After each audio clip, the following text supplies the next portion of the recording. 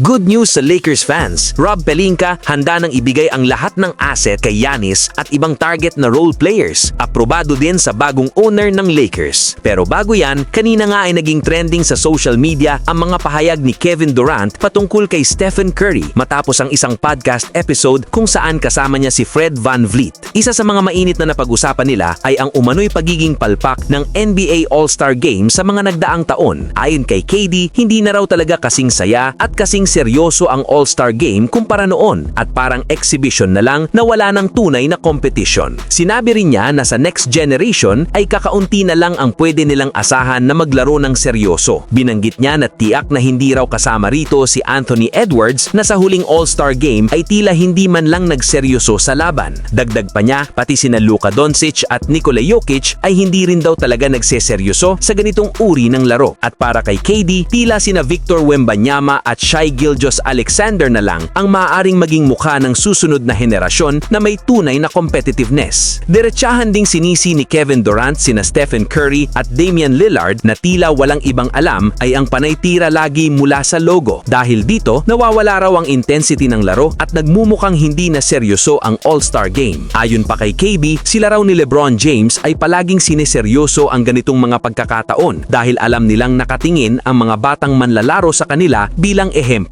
Kapag nakita raw ng next generation na hindi seryoso ang mga idolo nila, nagiging masama itong impluensya. Bukod dito, napag-usapan din nila ang pag-alis noon ni Durant sa Golden State Warriors. Isa raw sa mga dahilan ay ang umano'y pagtatago ng front office sa tunay na kalagayan ng kanyang injury noong 2019 Finals. Ayon kay KD, hindi raw sa kanya sinabi na maaari itong mauwi sa mas malalang injury ngulit pinilit pa rin niyang maglaro. Dahil dito, nauwi nga siya sa isang malubhang injury, bagay na hanggang ngayon ay dala pa rin niya. Samantala, makalipas ang 3 araw na pahinga ng Los Angeles Lakers, magpapatuloy ang kanilang kampanya bukas laban sa Utah Jazz. Ngulit kahit na mahaba-haba ang naging bakasyon ng kupunan, hindi pa rin ito naging sapat para tuluyang makarecover ang ilan sa kanilang mga pangunahing manlalaro na kasalukuyang may inindang injury. Base sa pinakabagong report ngayon, hindi pa rin makakapaglaro si DeAndre Ayton dahil sa left elbow soreness, habang si Austin Reeves naman ay patuloy na nagpapagaling mula sa left calf strain. Malaking kawalan nito para sa Lakers lalo na't parehong mahalaga ang kanilang kontribusyon sa opensa at depensa ng kupunan. Pero kung may masamang balita, may kaakibat din itong magandang balita para sa mga tagahanga ng Lakers. Ayon sa isang insider, malinaw umano ang direksyon ng bagong team owner na si Mark Walter ang palakasin palalo ang Lakers at ibalik ito sa championship contention. Isa sa mga pinakamalaking pangalan na target ng Lakers management sa pangunguna ni Rob Pelinka